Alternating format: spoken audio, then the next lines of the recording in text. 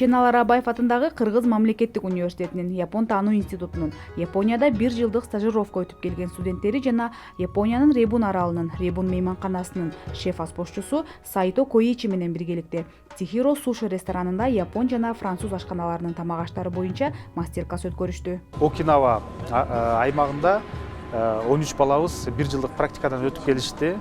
Алар кайтып келип, азыркы учурда алып келген, үйрөнүп келген тажрыйбаларын азыр бизге келип, бул жерде да улантып жатышат. Мен Кыргызстанга Ишеналы Арабаев атындагы Кыргыз мамлекеттик университетинин студенттерине Япониянын тамак аштары кандай жасалышын үйрөтүү үчүн келгем.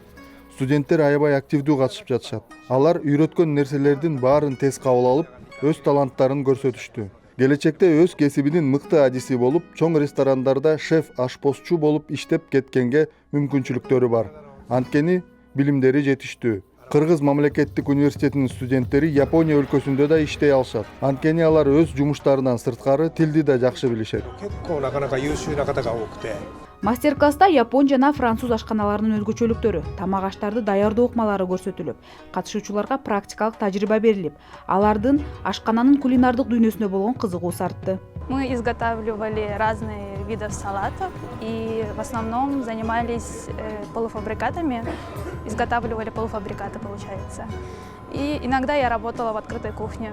Я больше научилась, наверное, языку, потому что когда я уезжала, я плохо знала, был такой языковой барьер.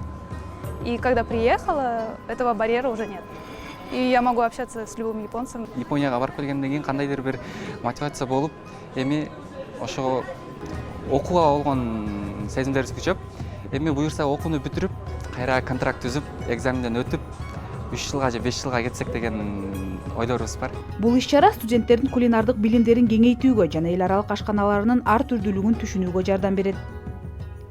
Иш-чара Ишеналы Арабаев атындагы Кыргыз мамлекеттик университетинин Япон таануу институту тарабынан уюштурулду.